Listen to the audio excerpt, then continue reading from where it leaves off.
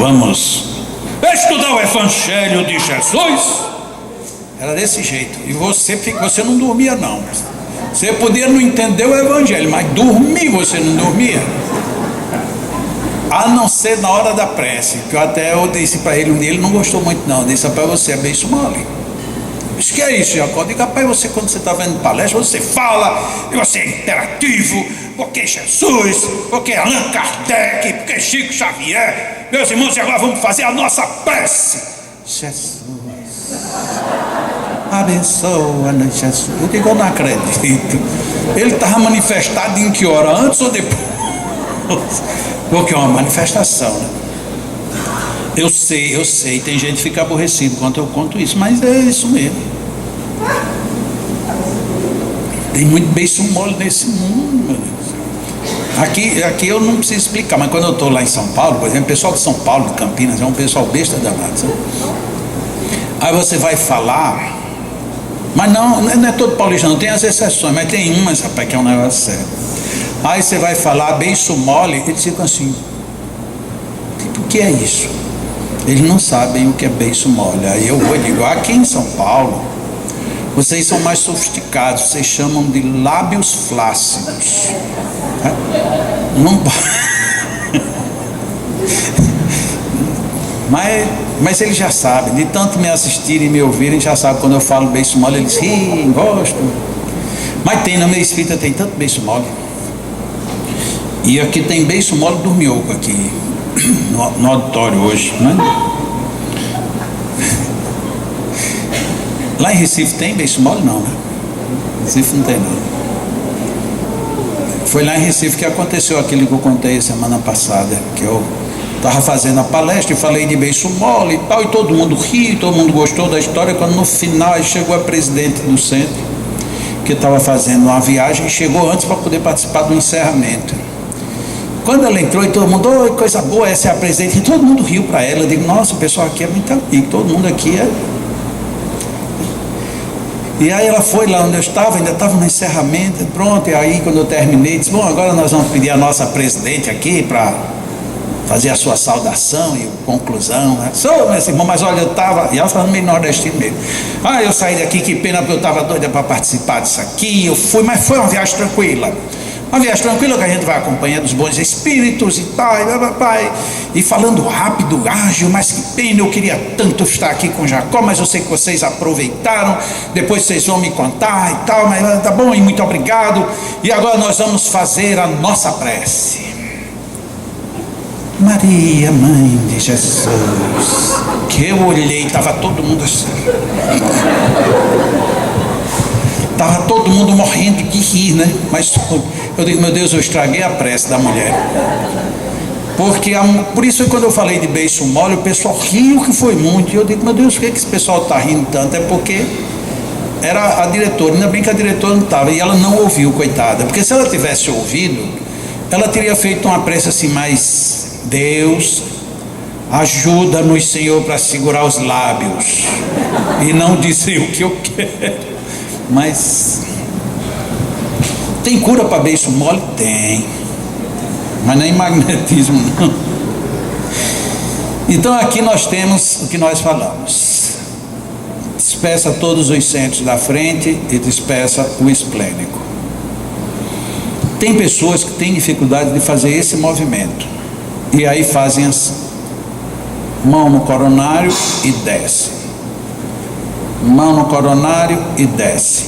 Ora, na hora que eu faço isto aqui é uma imposição, e imposição é concentradora, e isso daqui é dispersivo. Ora, se a pessoa já estava desarmonizada e eu fazendo só na frente, sem pegar no coronário, isto já não era 100% completo. Se eu fizer isto e só depois movimentar, vai ficar pior ainda, porque eu estou concentrando no centro e dispersando nos outros. Algumas pessoas já levantaram a hipótese: mas se você concentrou aqui, dispersou aqui, você não arrastou o que estava lá em cima? Não necessariamente, porque antes de você arrastar, concentrou. E no que concentrou, se a gente imagina isso como um funil, ficou precipitação aqui no fundo. E, portanto, isso não transita só porque você movimenta nos outros. Então é necessário movimentar todos. Tem gente que tem dificuldade de fazer os dois movimentos. Não tem problema, trabalha como você faz, trabalha os centros frontais e depois vai e trabalha o centro coronário. E depois pega o centro esplênico. O importante é que todos sejam atendidos dentro da mesma solicitude, ou seja, distância e velocidades padrão. Se a minha distância é 1 palmo, por exemplo, ninguém vai anotar distância de 1 palmo, pelo amor de Deus, eu estou dando aqui um exemplo. Não, eu tenho que ter tanto cuidado que às vezes eu digo essas coisas e a pessoa pega o pé da letra. Mas Jacó, você disse que o passo era 1 palmo. Eu digo, não, calma, é só um exemplo. Então, aqui 1 palmo, então eu vou usar 1 palmo com essa velocidade. Aqui em cima, 1 palmo com a mesma velocidade. Aqui do lado, 1 palmo com a mesma velocidade. Se você está querendo deixar a pessoa no mesmo padrão de harmonia. Porque há uma tendência, dependendo de onde haja focos, um determinado centro está numa solicitude maior por conta de um problema, você quando passar a mão ele pode querer puxar ou querer expulsar. Ou então você vem com a mão, chega aqui e esquenta muito, ou esfria muito, ou dá um choque, ou dá como que um tremor. Então você tem, dependendo da sensibilidade de cada um, você tem os seus sinalizadores. Mas vamos considerar o sinalizador atrai e expulsa. Se você vai querer harmonizar e vai ficar cedendo para o que foi e veio, você não harmoniza. Porque você está trabalhando um foco quando você deveria trabalhar um sistema. Se você quer trabalhar um foco, você vai trabalhar um foco. Se você quer harmonizar, você vai trabalhar um sistema. E um sistema, ele pede entre aspas, alinhamento num determinado padrão. Que padrão é esse? É o padrão de maior conforto entre você e o paciente, em princípio. Mas em garantia, além desse padrão, se for muito perto, faça pelo menos a outra distância um pouco maior. Se for muito distância, faça um pouco pelo menos mais próximo. Para quê? Quanto mais próximo do paciente, mais a gente está trabalhando uma zona que é chamada ativante. Alguns preferem o termo energizante. Quanto mais distante, mais a gente trabalha a zona chamada calmante. Observação grave: não é porque você trabalha na zona calmante que você acalma. Não é isto. O nome que se deu a esta zona é zona calmante, e o nome que se deu a esta zona é zona ativante. Esta daqui tem uma relação mais estreita, porque quanto mais próximo, há uma atração, principalmente nos focos, e portanto há uma maior concentração de energia. Aqui também há uma concentração de uma outra energia, e por isso essa energia, ela também pode ser concentradora. E nem todo mundo que está nervoso está precisando de energia calmante. Você pode estar nervoso porque você está com excesso de ativante. E aí você vai se acalmar se eu resolver o ativante. Muitos casos pouco felizes nos tratamentos magnéticos se deve a não se considerar a zona calmante. Na hora que você despreza a zona calmante, você está querendo acreditar naquela imagem que a gente teve a semana passada, dos centros de força pequenininhos. A gente está querendo acreditar nisso aqui, que o centro termina aqui. E aí, estou aqui, mas a pessoa tem um tumor zona ativante, teoria com alto índice de acerto, mas teoria. Então você tem um tumor. Normalmente se trabalha tumores por concentrados ativante. Observem o adjetivo normalmente, não quer dizer sempre. Pode ser que as projeções desse tumor estejam na zona calmante. Se você só trabalhar aqui, você não vai perceber. E como é que eu faço para perceber? Mesmo que você não tenha um tato magnético aprimorado, se você conseguiu de alguma forma detectar que aqui tem alguma zona em desarmonia, depois, e o paciente, ou você souber por algum motivo que ele tem um tumor no cérebro, por exemplo, você concentra, ativa, testa, dispersa um pouco, vai e testa, dispersa um pouco, coloca e testa. Vamos imaginar que você fez 5 intervalos de ativantes concentrados. Concentrei, disperso, testo, não, está do mesmo jeito, concentrei, disperso. O tempo é maior do que esse que eu estou fazendo, por favor, tá? Testa 5 vezes e está do mesmo jeito. Das duas, uma, ou seu tato não está bem, ou está na hora de você agora testar um pouco mais distante, ou um pouco mais distante, ou seja, sair da zona ativante e vir para a zona calmante. De repente você já fez lá 5 sessões ativantes, achou que a mudança foi muito pouco significativa. Como está sendo gravado, eu vou dizer de novo. Eu disse 5 vezes, mas não é 5 vezes nesse tempinho não, um pouquinho dispersa não. Você está tratando um tumor grave, cada concentrada dessa daqui é ali 3, 4, 5 minutos cada concentrada. E cada sessão de dispersivos, você vai fazer ali em termos de movimento, pelo menos uns 20 dispersivos transversais. E verifica. Se depois de 5 sessões assim, isso, 5 sessões não, 5 repetidas, não aliviou, ou aliviou muito pouco, venha noutra zona. Porque pode ser que o fulcro principal esteja aqui e não ali. Então você vem e tenta aqui fora. E aí vamos aqui, já estamos bem na teoria, bem na prática.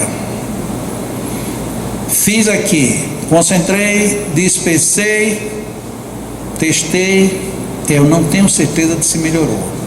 Fez de novo, testou. E por que você não tem certeza de que se melhorou? Quem é que mata a charada? Também eu não disse ainda nesse curso, né? Mas como tem gente que já fez curso comigo, eu pensei que alguém iria matar a charada. Existe um plano de referência. A primeira coisa que a gente faz tecnicamente quando começamos a fazer um passe é estabelecer o meu plano de referência com o paciente. Por isso que quando eu entro em relação, procuro qual é o melhor ponto que eu tenho de referência. A partir dali, aquele ponto, aquela distância é a minha zona de referência. Não importa se eu apliquei o passe bem aqui, a minha zona de referência é essa, eu confiro aqui. Eu apliquei um passe aqui, para saber se funcionar, minha zona de referência é essa aqui. Falei alto? Foi? Não, né? É porque eu estava com um pigarro aqui. Não, é porque isso é tão importante, isso vocês não encontram no livro e não encontram quem não explique. Que vale a pena, nesse momentinho aqui, nesses 2 minutinhos, fique ligado. Porque isso pode ser um grande salto na sua vivência do dia a dia. Mas eu não fiz um calmante aqui, eu concentrei, dispersei aqui. Como é que eu vou sentir aqui? Porque esse é o seu plano de referência. A cada passo você tem um plano de referência. Às vezes com a mesma pessoa, no passo seguinte você já tem um outro plano. E aquele plano é o seu plano de trabalho. É nele que você vai ter a resposta se está funcionando ou se não está funcionando. Então fiz aqui, ok, venham conferir aqui. Fiz aqui pertinho, venham conferir aqui no plano. Na hora que eu fizer isso, aí eu sei se melhorou, se não melhorou, se interferiu, se não interferiu. Porque, infelizmente, no meio espírita a gente aprendeu o tempo todo que o passe é perto. Quando a gente, vocês viram, não sei se vocês vão lembrar, mas não vou nem perguntar se vocês lembram. Quando eu comecei hoje, eu mostrei A primeira foto que tem, a única gravura que tem no livro de La Fontaine. Ele está aplicando um passe numa mulher. Vocês lembram aí memoriamente? Ele estava muito próximo ou mais ou menos próximo? Ou distante? Ele estava distante, olha que legal. Ele estava ali numa distância que você pode dizer calmante. Mas a gente só quer aqui. Tem uma figura clássica de Mesmer aplicando passe. Ele está praticamente a 1 metro de distância da pessoa. Ou seja, ele estava trabalhando calmante. Ah, mas ele deveria colocar lá no livro dele. Não, ele não colocou, não, deduza. André Luiz, que Chico gosta tanto. André Luiz, ele fala, fiz um passe de longa corrente para despertar. Ponto. Ele não explicou a técnica tão pouco. Cabe a mim dizer o que é passe de longa corrente. De onde veio isso? Veio lá de Deleuze. Não tinha nenhum nome. Ele disse que quando eu aplico um passe da cabeça aos pés, é grande corrente. E quando eu quero despertar, é rápido. Se não é para despertar, então... Aí a gente pega noutra citação do mesmo Espírito. E foi feito um passe de longa corrente para lhe dar energias. Dar energias. Concentrador. Portanto, lento. Mas qual é o nosso defeito? A gente quer que tenha um manualzinho único com tudo nele e a gente não precisa ler mais coisa nenhuma. E aí a gente se perde. E aí parece que André Luiz percebeu e disse, eu vou dar uma de Jacó. Eu vou deixar uma pulha aqui. Aí ele perguntou lá, e como é que trabalham os magnetizadores aqui no mundo espiritual? Aí os espíritos, será que você quer fazer perguntinha? Eu vou lhe dar uma respostinha. Da mesma maneira que os magnetizadores da Terra. Ponto. Vejam como eles são bons, eles são generosos, né? Significa dizer que não existem técnicas? Não, significa dizer que cabe a você que quer saber, vá lá e procure. Mas e o que não tem? O que não tem é porque a gente precisa desenvolver. E aí é onde a gente entra naquela zona riquíssima da experimentação, da superação e do aprendizado real. Então vamos aprender, vamos. Então vou fazer agora aqui uma rápida síntese de algumas coisas, inclusive, que eu não falei incluídas. Existe uma ordem de fluxo na natureza. Na natureza humana, o fluxo é da cabeça para os pés. Em que se fundamenta esta ordem? Ela se fundamenta da alta frequência, porque nós somos espíritos. E como espíritos somos altifrequentes. Então ela vem da alta frequência para baixa frequência. Esse fluxo frontal que sai do coronário, passa pelo frontal, laríngeo, cardíaco, gástrico, esplênico, genésico. Esse é o fluxo. Mas como tudo que flui, reflui, aí a gente bate na outra questão que até hoje fez falta no meio espírita. E fez falta também nos clássicos. Você vai ler qualquer desses livros clássicos. Ali nós temos 2 livros do Barão de Poté e temos um de Pusseguer. E nenhum dos 3 falam disso não. Tem os livros de Jacomelo que também não fala. É por isso que de vez em quando eu me manifesto aqui para as pessoas abrirem os olhos.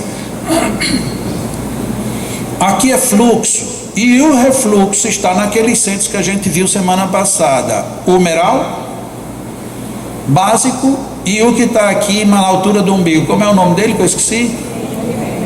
Pois é, quem não veio, não entendeu, e quem não entendeu, vá ler. De quem não veio, não é quem não veio e fez curso, é quem não veio e não fez o curso. É o que, meu amigo? Espírito superior que respondeu. Muito bem, Maurício. Maurício já aprendeu. Bem se vê que ele já Já é aluno ali que está só na consolidação do saber, né, Maurício? Não, brincadeirinhas sérias. A gente precisa ter teoria, porque se você não tiver teoria, você não tem como entender a prática. A teoria não é uma solicitação de, não, você vai ter que fazer um negócio que ninguém sabe para quê, para depois eu poder lhe ensinar outra parte. Não. Você tem que entender, tem que saber para poder chegar a entender as coisas. Porque, inclusive, literatura é um negócio interessante. Quanto mais a gente lê, mais a gente pensa que sabe, mais a gente descobre que não sabe. Quem se entrega a isso termina sabendo muito, porque vai ler mais e chega uma hora que lhe chega algo nas mãos e que você, com critério, diz assim, não, isso aqui não é legal. Mas não é legal porque quem foi que disse eu sei que não é legal? Não, não é legal porque não está no contexto, não. Eu recebi esta semana de uma companheira, inclusive agradeci e agradeço de coração, mas é um negócio que para mim é complicado demais. Ela me mandou 4 livros que são publicados no Brasil, e ela mora na França e me mandou de lá para cá. Desses 4 livros, 2 foi o Espírito assina Maria de Nazaré, Mãe de Jesus. Sabe, para mim eu tenho uma dificuldade de aceitar, porque não é que Maria de Nazaré não possa psicografar e não trazer, mas o contexto tem que dizer algo consoante essa personalidade. Do contrário, é uma perda de tempo enorme. Se ela tivesse colocado Severina do Rio das Secas, do Rio Seco, eu leria com muito mais prazer. Mas Maria de Nazaré não iria escrever um livro onde não tivesse pelo menos uma página com alguma coisa interessante. Tem que ter alguma coisa interessante. E aí eu li várias páginas e não tem absolutamente nada. É água com açúcar estragado. Mesmo sem, não estou querendo falar mal, mas como você lê muito, chega uma hora você diz, não, isso aqui eu não preciso dessa leitura, essa leitura não vai me acrescentar, pelo contrário, vai me desfavorecer, porque eu vou entrar numa zona perigosa que é a do pré-julgamento. Vai chegar um ponto que é melhor não ler. Então eu abro, olho algumas coisas e logo em seguida eu digo, não, eu tenho coisas mais interessantes para ler. O livro de La Fontaine, inclusive, é um livro que algumas pessoas vão talvez ter um pouquinho de dificuldade de ler, porque ele é muito forte no que ele diz, eu faço. É tanto que foi uma dificuldade, porque para a questão de tradução, adaptação, que eu não fiz a tradução, eu estou fazendo só a revisão, mas mesmo como revisor, o que tem o volume de frases que ele tinha começando é impressionante. Se eu deixasse tudo, o livro fica maçante só aí. Eu fiz, eu faço, eu soube, eu peguei, e na mesma frase, ele às vezes tem 3 eu numa frase só. Então ele tinha muito domínio do que ele sabia fazer.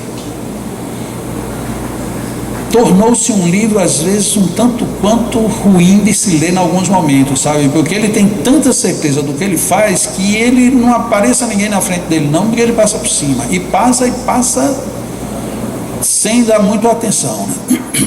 Ele tem um momento lá que é visível como ele está aborrecido com todos os magnetizadores, porque todos pensam diferente dele, o que é também um perigo, né? Lógico, se por um lado a unanimidade não é sábia, o isolamento também não é mais inteligente. Então alguma coisa, a sorte é que ele lá no final ele sempre colocava, não, mas a não ser que esteja vendo uma coisa que eu não estou vendo, a não ser que faça uma coisa que eu não faço. Por exemplo, nós ouvimos muito em magnetismo que é fundamental ter vontade. Allan Kardec, inclusive, ele faz uma verdadeira dissertação sobre a vontade, uma dissertação riquíssima. Qualquer pessoa, independente de religião, se lê aquela dissertação dele sobre vontade, vai ficar encantado.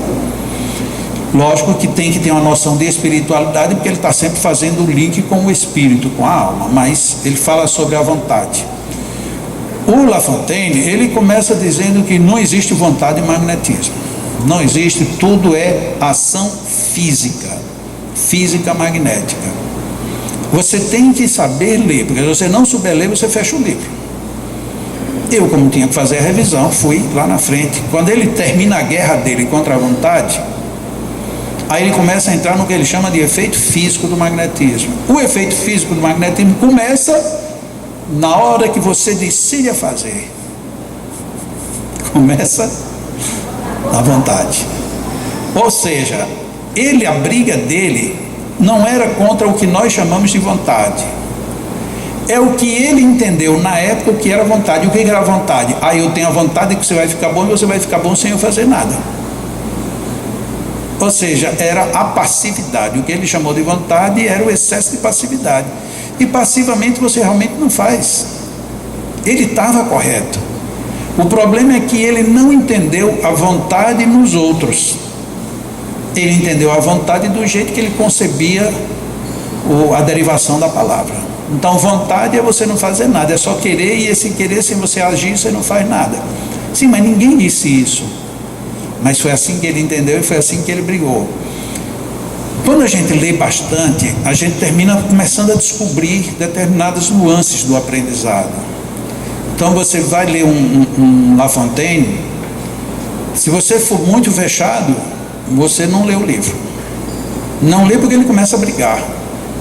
Aí você tem que chegar no ponto de entender o que é que ele está brigando. Da mesma maneira como a gente conversar com uma pessoa que se diga descrente de Deus. Não queira discutir. Se você quer conversar, pergunte o que era que ele entendia como Deus. Na hora que ele apresentar o Deus que ele não acredita, aí você vai dizer tranquilamente, esse Deus também eu não acredito. Então o problema não é não acreditar em Deus, é não acreditar naquele Deus antropomórfico que nos colocam. Porque colocam um Deus tão raivoso na nossa frente que nem uma pessoa ruim é tão ruim como Deus. E esse Deus, quem quer conversa com ele? Eu não quero. Dona Dagmar mesmo era uma que ela disse que até um dia ela entender Deus e aceitar Deus demorou muito. Ela disse que com Jesus está tudo bem, mas com Deus não. Por quê? Porque o Deus que ela concebia era o Deus que punia, que ficava só olhando o seu erro. Então Deus não vê nada bom que eu faça, ele só vê o que eu faço de errado. Porque ele só vai pegar só no meu pé. Para pegar no meu pé eu não preciso dele não, deixa que eu mesmo já tenho a justiça aí para me pegar. Como a gente muda os conceitos. Então, voltando, temos o fluxo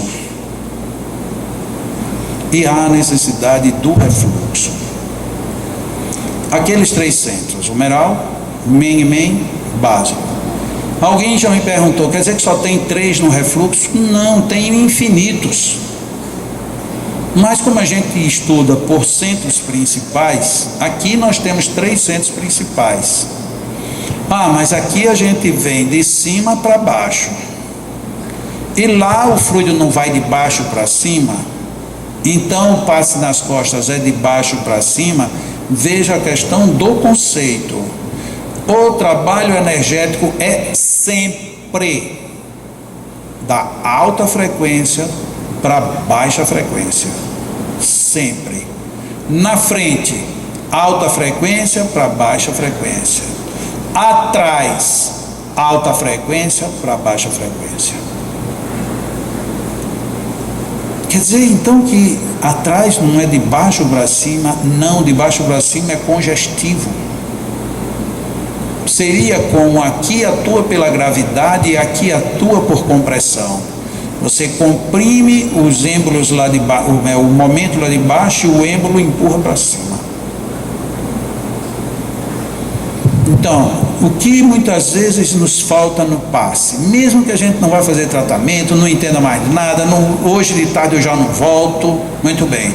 Então você quer fazer bem, no final quer fazer um alinhamento legal, faça na frente e faça atrás. O Senhor Deleuze foi o mais prático de todos. Eu trabalho os dois de uma vez só.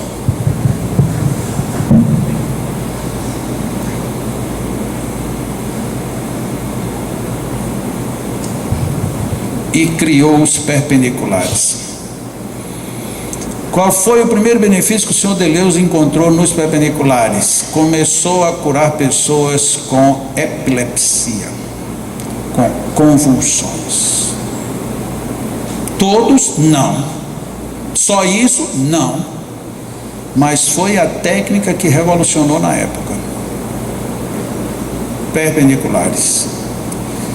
Quanto tempo a gente levou de lá para cá? Pelo menos, em números redondos, 150 anos. 150 anos para a gente entender. Deleuze trabalhou de uma vez só, fluxo e refluxo. Porque o que acontece? Eu não posso ter uma obstrução aqui, ou aqui, ou aqui, ou aqui. Eu não posso ter um centro obstruído e aí descompensa tudo. Se eu trabalho só o fluxo, eu resolvo. E se a obstrução for aqui, ou aqui, ou aqui, ou aqui, vai ficar obstruído, porque eu não estou trabalhando o refluxo. E aí, com isso, nada desse dá uma revolução enorme nas terapias que a gente pode fazer. Apenas raciocinar. Teoria. Tem fluxo, tem refluxo. Precipito o fluxo. Como é que eu forço o refluxo? Quem não sabia fazia isso.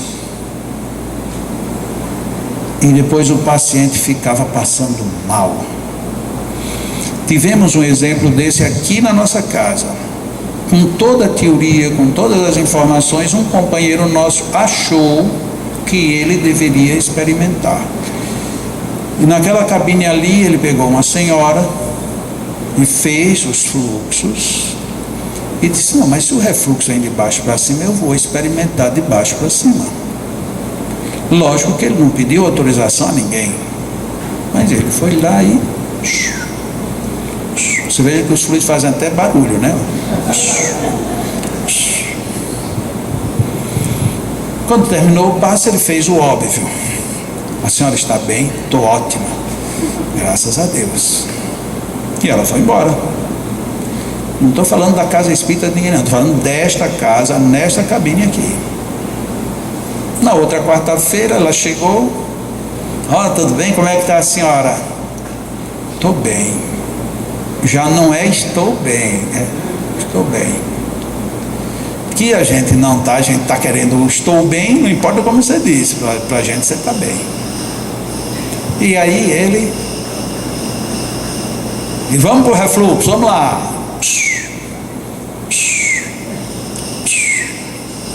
É uma pena que ele não esteja aqui presente, mas ele disse que eu podia dizer publicamente.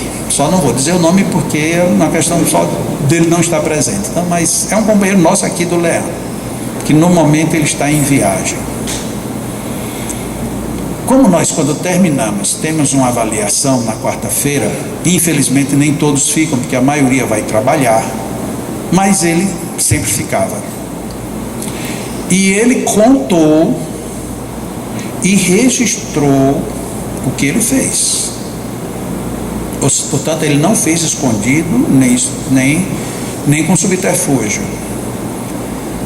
E na segunda quarta-feira que ele fez isso, aí ele chegou lá, estava lá meio aflito. Ele disse: olha, eu preciso dizer que eu fiz na semana passada, e a mulher disse que ficou bem. Mas hoje, quando eu terminei, ela nem conseguiu sair da cabine. Ela passou muito mal. E aí eu descobri que faz mal. Igual aquele amigo que eu falei semana passada, sabe? Que está aqui ouvindo tudo. Só que aquele ele fez aqui no exercício. Ele está ali de bandinha, meio assim como quem não quer nada. Pois o nosso companheiro aqui no atendimento, ele fez isso com uma pessoa. Ele é uma pessoa extremamente boníssima, pessoa de um coração enorme. Se a intenção funcionasse, aquilo não tinha dado nenhum problema. Infelizmente, a intenção não é suficiente para conter o efeito físico do magnetismo.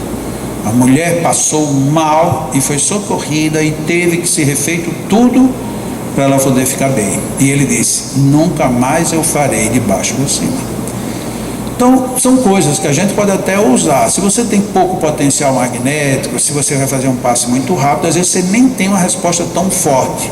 Mas como aqui os passes são demorados, são bem consistentes, se você fizer algo errado, vai aparecer. É isso, queridos. Vamos para o nosso intervalo do almoço e às 14 horas nós retomaremos.